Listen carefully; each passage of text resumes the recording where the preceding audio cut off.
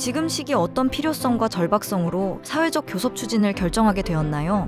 네, 우리 조합원 동지들이 잘 알고 계시다시피 올해 초 아틀라스의 등장, 그리고 반도체 슈퍼사이클이라는 것을 계기로 해서 우리 사회 AI에 대한 전환이 굉장히 급속도로 확산되고 있습니다.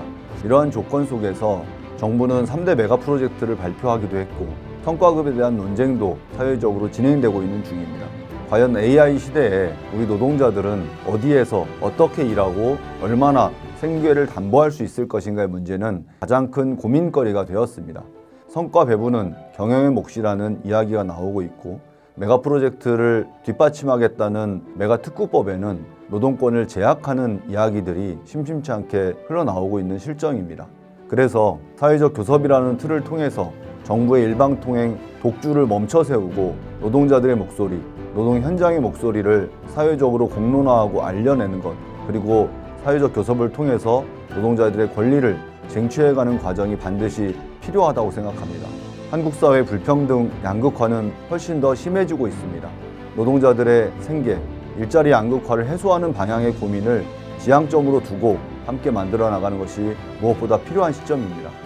반도체 초과 이윤과 초과 세수를 활용해서 한국 사회 사회안전망을 늦었지만 지금이라도 두텁게 보장할 수 있는 민주노총의 역할이 필요합니다. 사회적 교섭을 통해서 사용자와 노동자 그리고 정부가 사회안전망을 어떻게 보장할 수 있을 것인지, 한국 사회의 불평등을 어떻게 해소할 것인지에 대해 의논하고 함께 합의하에 결정하는 것이 필요합니다. 그래야 우리 노동자, 서민의 삶이 달라질 수 있다고 믿습니다. 과거 사회적 대화에는 어떤 문제점 때문에 참여하지 않았나요? 30여 년 전부터 시작되었던 노사정위원회, 또 경사노위로 이름 지어진 노사정 논의기구는 늘 정부의 정책을 반영하기 위한 수단이었습니다. 노동자들의 목소리를 듣기보다는 사용자들에게 규제를 완화하고 혜택을 주는 것으로, 또 정부의 정책을 관철하기 위한 수단으로 전락해왔습니다. 심지어는 이재명 대통령도 민주노총을 만난 자리에서, 또 새롭게 경사노위가 출범하는 자리에서 그간 경사노위가 가지고 있던 제한성, 정부의 일방성에 대해 인정한 바 있습니다. 이제 제대로 된 사회적 교섭, 제대로 된 사회적 대화를 할 때가 되었다고 생각합니다. 더 이상 정부의 정책을 관철하는 수단이 아닌, 기업에게 특혜를 주는 명분이 아닌 제대로 된 노사정 주체의 논의를 해야 할 시점이라고 생각합니다. 새로운 사회적 교섭은 어떤 원칙과 방향으로 풀어갈 건가요? 크게 세 가지 방향을 민주노총은 결정했습니다.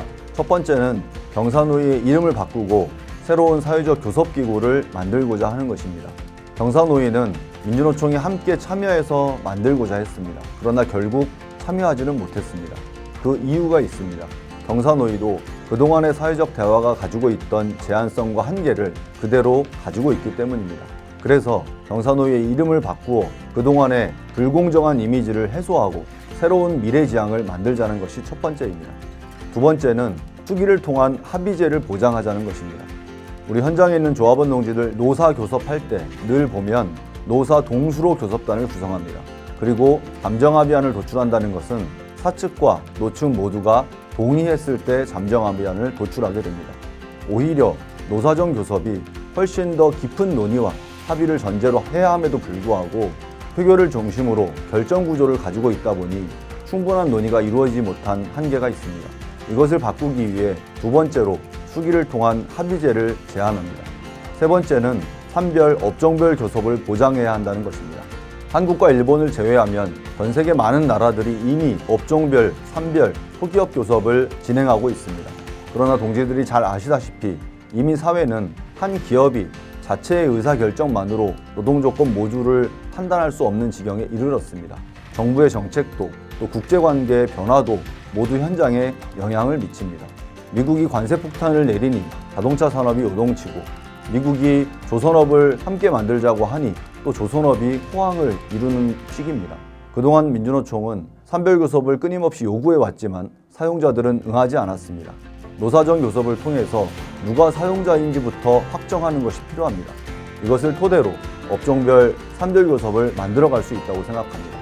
노동자와 사용자가 교섭해야 될 의제는 무엇인지, 노동자와 정부가 교섭해야 할 의제는 무엇인지, 노사정이 함께 교섭해야 할 의제는 무엇인지를 가늠할 수 있을 것이라 생각합니다. 그래서 현장의 교섭, 업종의 교섭, 민주노총 차원의 사회적 교섭이 중층적으로 이루어져야 노동 현장에 필요한 이야기들을 모두 논의 테이블에 꺼내놓고 이야기할 수 있을 것이라 생각합니다.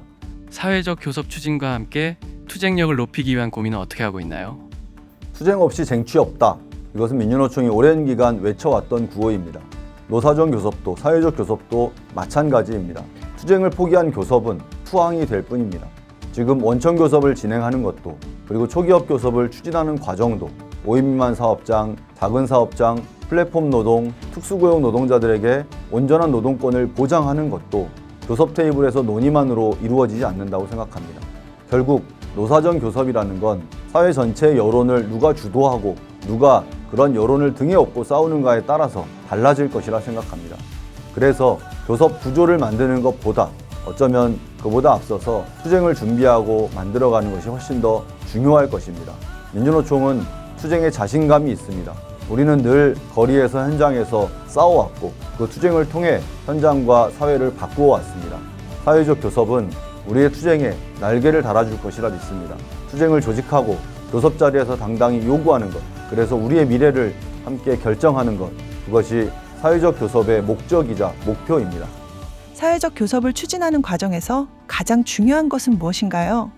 가장 중요한 것은 무엇보다 조합원들의 의지입니다. 민주노총 위원장이 아무리 목소리를 높여도 조합원들의 뜻이 모이지 않는다면 그것은 관철될 수 없습니다. 현장에서 세 가지 원칙이 적절한지, 무엇을 더 보완해야 할 것인지, 앞으로는 어떤 방향의 사회적 교섭을 만들어가야 할 것인지 120만 조합원들의 지혜를 모아주십시오. 내란 투쟁의 과정에서 민주노총은 길을 열어왔습니다. 이제 윤석열을 감옥에 보낸 지금 민주노총이 새롭게 열어가야 할 길은 한국 사회 불평등과 양극화를 해소하는 것이라고 생각합니다. 민주노총 조합원들의 힘으로 민주노총이 주도하는 새로운 사회를 만들어 가보고자 하는 고민입니다. 동지들, 새로운 전환기, 격변기라고 이야기하고 있습니다. 이것은 누가 나의 삶을 결정하는 것이 아니라 우리 스스로가 우리의 미래를 결정한다는 태도와 관점으로 임해야 밝은 미래를 약속받을 수 있다고 생각합니다. 함께 고민하고, 함께 토론하고, 함께 결정하고, 함께 만들어 나갑시다.